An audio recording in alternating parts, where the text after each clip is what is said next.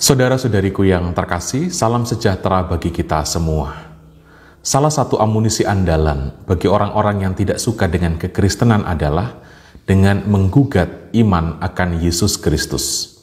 Nah, di dalam iman kekristenan, Yesus itu kita imani sebagai Kristus, sebagai Mesias, sebagai Allah yang menjelma menjadi manusia.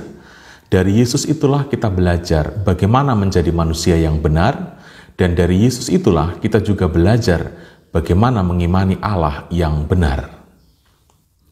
Nah, saudara-saudari, topik saya kali ini adalah andai kata Yesus itu bukan Tuhan.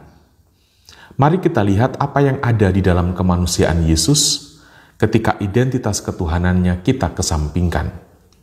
Saya ingin agar Anda menyimak hal ini dengan sebaik-baiknya. Yesus adalah seorang manusia yang tidak pernah menyampaikan atau mempropagandakan kebencian terhadap pemeluk keyakinan lain, terhadap suku bangsa lain. Selama hidup, orang mendengar khotbah-khotbahnya yang menyejukkan, yang membawa harapan, yang membangkitkan kepercayaan kepada Allah, serta yang membongkar keburukan. Yesus adalah seorang manusia yang menyimpulkan hukum utama, yaitu kasih. Kasihilah Tuhan Allahmu dengan segenap hatimu, kasihilah sesamamu manusia seperti dirimu sendiri.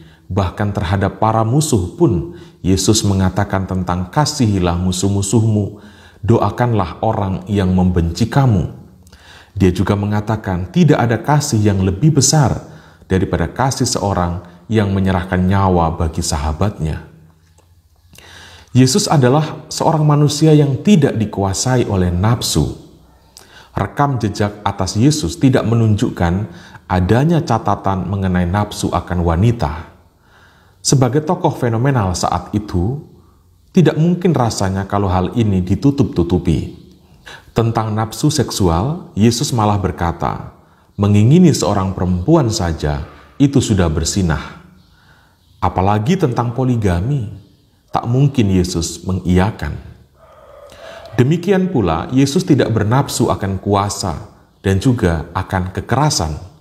Terhadap Petrus yang mengeluarkan pedang untuk membela Yesus, Yesus malah mengatakan, Petrus, sarungkanlah pedangmu. Saudara-saudari, Yesus adalah seorang manusia yang tidak menyukai praktek penipuan berkedok agama. Yesus benci ketika agama atau iman hanya dijadikan modus untuk bisnis. Dia mengusir pedagang-pedagang di pinggiran bait Allah. Memang benar, agama itu menjadi rusak kalau sudah dijadikan modus untuk mencari uang dan untuk kepentingan politik. Yesus adalah seorang manusia yang memperjuangkan hak-hak asasi kemanusiaan. Yesus memprotes praktek beragama yang membuat orang buta terhadap kesekitaran.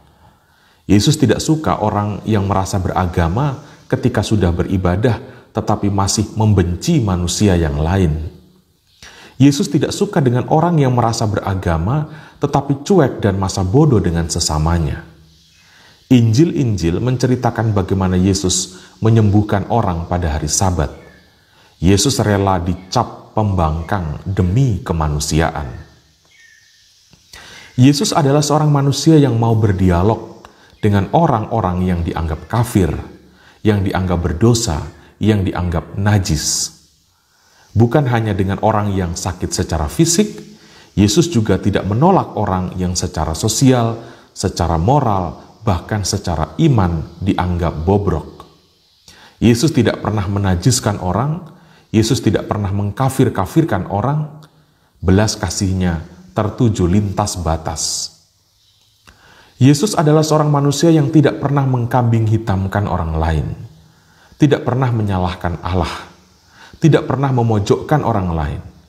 Bahkan terhadap Yudas yang jelas-jelas mengkhianati dirinya, Yesus tidak pernah mengeluarkan kata-kata yang langsung tertuju kepadanya, hujatan, makian, atau kutukan. Yesus adalah seorang manusia yang menunjukkan kedewasaan yang sejati. Dia tidak sibuk membela diri saat dihakimi. Saat sedemikian menderita, ia masih sempat menghibur orang lain. Ia masih mau mendoakan, masih mau mengampuni. Kalau kemudian banyak pengikutnya mau mati untuk dia, itu karena dia sendiri rela mati untuk para pengikutnya. Saudara-saudari, Yesus adalah seorang manusia yang murni dan bebas dari kepalsuan-kepalsuan. Jika ya katakan ya, jika tidak katakan tidak, selebihnya berasal dari si jahat. Yesus mati karena perjuangannya akan kebenaran. Dia mati secara mulia, secara mengagumkan. Dia mati secara gagah perkasa sebagai orang yang berjuang untuk kebenaran, yang berjuang untuk kemanusiaan, yang berjuang untuk kekudusan. Dia berkarya 3 tahun, tetapi perjuangannya abadi sampai hari ini. Yesus wafat dalam usia sangat muda, yakni 33 tahun. Tetapi kebijaksanaan dan kearifan hidupnya, kekudusannya jauh melampaui para tua-tua, bahkan jauh melampaui orang-orang di sepanjang zaman yang mengklaim diri sebagai nabi. Tidak ada satupun guru, tidak ada satupun imam, dan tidak ada satupun nabi yang dahulu dan sekarang yang memiliki rekam jejak semulia, sekudus, dan semengagumkan seperti Yesus. Untuk saudara-saudari yang menolak iman kekristenan, anggaplah Yesus itu bukan Tuhan bagimu. Lalu apa dasarnya untuk membenci Yesus? Apa dasarnya untuk membenci kekristenan? Anggaplah Yesus itu bukan Tuhan bagimu, selesai. Dengan merendahkan sesama manusia yang lain, kita, Anda, mendegradasi kemanusiaan. Kita tidak akan pernah menjadi manusia yang unggul dengan merendahkan atau dengan menolak manusia yang lain.